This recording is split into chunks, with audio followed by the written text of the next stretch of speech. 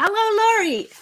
Good morning, or good afternoon, or good anything, depending on where people are joining us from. Yes, you're absolutely right. We might have viewers from all over the world, and I'm so appreciative that you are here as my guest today of the first Career Month's It's Possible series LinkedIn Live conversation. It's such a pleasure, Karen. Thank you for asking me. You're very welcome. Now, we might have listeners and viewers who do not know you yet. So, could you please introduce yourself in the working out loud method, which is basically 5 facts about you? Well, I thought it would be fun, since it's Canada's Career Month, to focus what I share on my Canadian experience. I'm an Ontario girl, born and bred, born in Ottawa, raised in Kingston, studied arts and science at McMaster University in Hamilton, and did my MBA in Toronto. My paid career in marketing and strategy was with two Canadian founded companies, Kraft Foods and Four Seasons Hotels. My happiest place anywhere is hiking, when I can be hiking outdoors. And my most special hiking trip was in the interior of BC, kicking off in Bella Coola.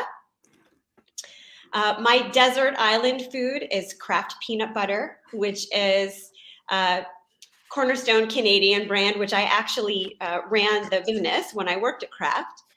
And finally, one of my coolest childhood memories was sitting beside Corey Hart at a Montreal Canadiens game right after Sunglasses at Night came out. And I don't think it gets any more Canadian than that. Aw, thank you so much for sharing this. Now, as we are in the It's Possible theme for this year's Career Month, I'm going to ask all of my guests to share their It's Possible sentence or theme with us. So could you please tell our viewers and listeners what that is for you?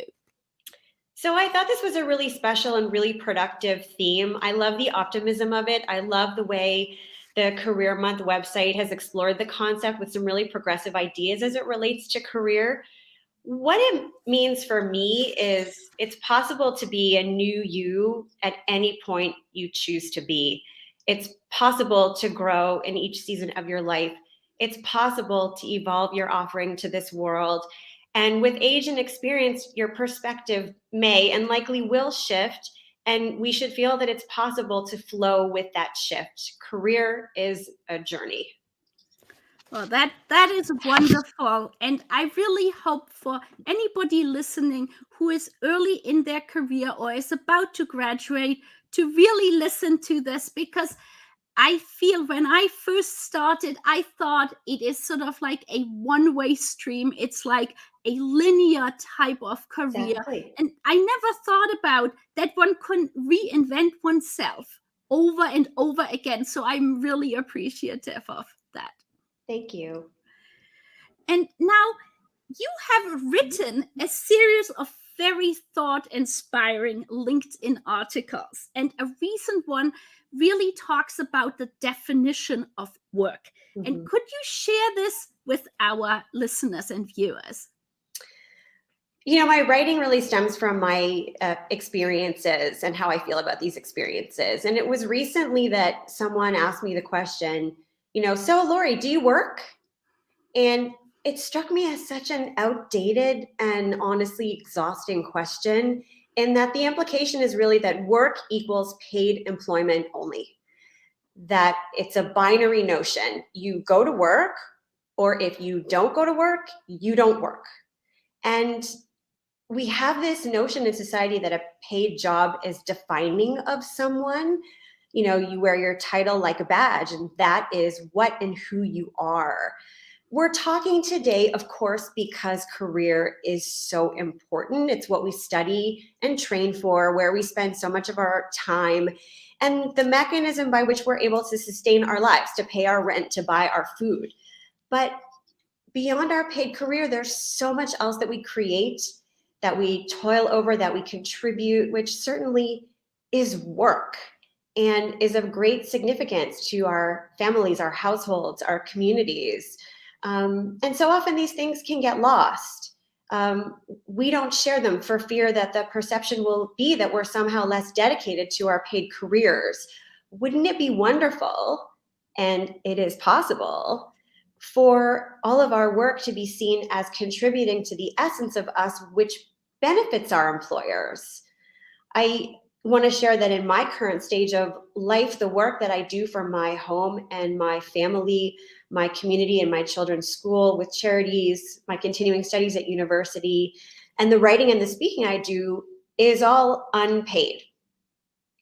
This path is my choice, and rooted in the choice is great privilege, which we should talk more about. But nonetheless, it is hours of commitment, effort, productivity, and result, which is work. I really don't believe that anyone can answer no to this question. We all wake up each morning wanting and hoping to do our best, to give of ourselves, to be of consequence. And this takes many forms. Paid employment is but one. I think we can do better. If we want to get to know someone, we can do better than to ask, do you work? And I just want to say, give a shout out to LinkedIn, because I think LinkedIn is slowly evolving in this vein. It's a terrific environment for professional connection, but what I see LinkedIn trying to do is move from a I did this to an I am this kind of model for which people can share themselves. And I think that's a big step in the right direction. Wow. Thank you so much. That is so important. Because again, when I was, younger, I just never really thought about all of the different aspects that work can be.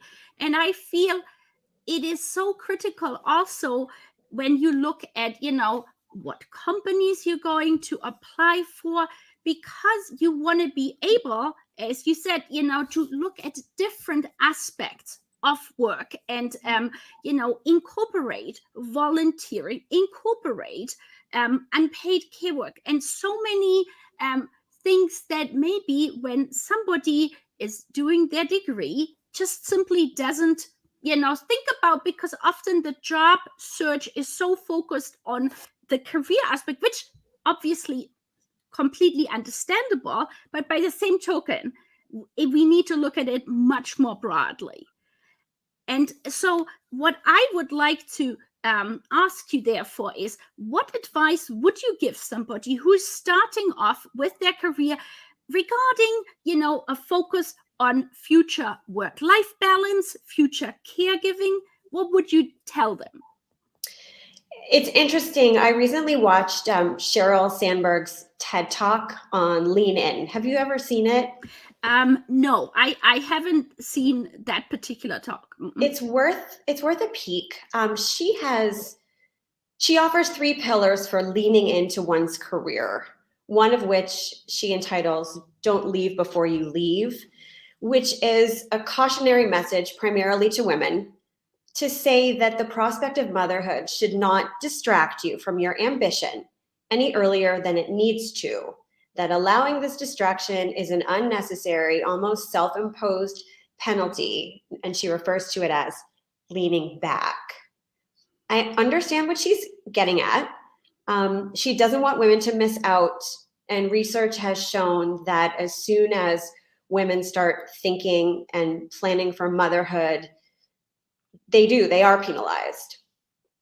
But I guess the way I approach it, instead of placing the burden on women to change their approach, I think our opportunity really is to evolve what women are up against, which is the pervasive notion that when a woman approaches time to start a family, she will be less relevant, of less value, less committed, and so on. What needs to evolve is not the women, but the culture and support systems of the organizations and of society. It is possible that the issues of planning for family and caregiving not fall primarily on the woman. It is possible and must be embraced in our society that a father can take the lead on caregiving and be a beautiful primary caregiver. It's possible that a place of work can be a place where thoughts around planning for family can be heard and supported with programs and counseling and mentorship. And it's possible that a worker approaching this stage of life know that her place of work will have options for her, such as part-time work, remote work, job sharing, continued mentorship while on leave, a safe and comfortable space for pumping breast milk, etc., such that her ambition need not dwindle. You know, ideally, Karen, a woman who would like to be a mother and also has ambitions for her career need not be in any different position than a man who would like to be a father and has ambition for his career. Yes, I so agree with you, and I feel it is therefore so important to continuously have fathers speak up about wanting to, starting from paternity leave to part-time positions, and especially if we have leaders within organizations who happen to be male, to parent out loudly to Yes. ensure that it isn't this automatic, a woman is automatically the caregiver, but anybody can be a caregiver. So thank you. I learned a lot from you too, Karen. Thank you. So now we originally met when LinkedIn introduced in the spring of this year the official job title stay-at-home parent or caregiver within their experience section, and you were a guest on my podcast together with Heather Boland and Victoria Ypres. So could you say to our viewers and listeners, why do you feel it is so important to put that life module, that's how I call it, I see life as different I love modules, that. thank you, to, of unpaid care work or being a stay-at-home parent on one's resume? Well, thank you for profiling this, Karen, because it's such a point of passion for me. I think anyone who's dedicated space in their life to full-time care will tell you unequivocally, this is work. This is learning. This is growth. This is commitment. It's a shape-shifting experience like no other. You do not emerge unchanged from this stage of life. It's not a gap. It's not a break. It's not a holiday. It's a job. It belongs on a resume. And associated skills should be spoken of proudly in interviews, and the value of them even heightened. I was thinking about what do we learn in full-time caregiving? We learn patience, problem resolution, multitasking, the greatest juggling, efficiency, empathy, networking, nurturing, de-escalation of difficult situations, collaboration, creativity, and honestly, how to deal with things not going well despite your best effort. I think we have to acknowledge the merit and worth of the caregiving experience. But I will say, I do think that those in the role are really in the position to reflect, record, and frame their experience. I know it's a whirlwind to care for a baby, a sick or aging family member, but take the time to take note of what this time has meant for you. Practice speaking about it and be unabashedly proud of the effort. I think we all just want to feel accepted for how we share ourselves with the world. And this is an area where we can really enhance our acceptance and our application of value. This is so important. Like, as you know, I was a stay-at-home mom for 11 years. And truthfully, I never really reflected about the transferable skills that I learned until I started doing research about it. And I looked at it and I'm thinking, wow, I never really thought about it. And maybe it was in my head so often, the view of it being a gap or, basically a non-existent part within somebody's resume. And so I really feel, as you said, one needs to speak out about it, because there are so many, especially we're looking at a war of for talent, and the number of people that are maybe not being able to return to paid work because they might need more flexible work, or because the automated traction system basically has some filter that says if you have a gap for more than X months, you basically cannot be applying to this position, or your resume will automatically fall out. So I feel there is so much opportunity. Yeah. I mean, when I learned that there was software that can be applied to resume review to weed out folks with a caregiving gap, I was astounded. I mean, this is prejudice to the highest degree. And those hiring managers are missing out on such phenomenal people. And we don't have to do this. I think it's lazy, and I think it's myopic. Yeah, I really, and we are moving. This is a perfect time to move to our next question. I sort of feel, as I'm always optimistic, that, looking or seeing more and more companies realizing the benefit of having a more diverse workforce, that by doing that forward, by moving towards that hopefully there are more companies seeing it as a basically competitive advantage, having people from so many different backgrounds and being able to create a lot of innovative new ideas. Absolutely. And I think ideally, what we would look to in the future, and we were thinking about 5 to 10 years from now, but even sooner for sure, is a world where more people are able to enter the workforce. I think at our core, people want to contribute. We want to share what we've learned in our studies. We want to share what we're capable of as a result of our training. We want to be a part of groups and of something great, and to earn and to succeed. But there has to be some pretty significant workplace and societal hygiene in order to make this happen. There are too many barriers blocking the opportunity for many folks to enter the workforce in a way that isn't stressful and anxiety riddled and completely overwhelming. And I think these barriers, they don't have to exist. They're so easily removed if we decide to flow in this direction. Things like more empathy in the workplace. I mean, how easy is that to implement? The removal of the motherhood penalty. On average, globally, women's wages decrease by 7% with each child she has. Yeah. Placing a value on unpaid care, not just the contributions, but the learning and the growth associated. And as we said, creating more opportunities for fathers to engage in care and care leave. Again, globally, women take on, Karen, 79% of unpaid care. Yeah. Include fathers in this work. Value this work and make a place for fathers in this work. I know they will find it so fulfilling. It's an incredible opportunity. Create positions that are part-time or remote or shared to allow for increased involvement in paid work in a flexible way.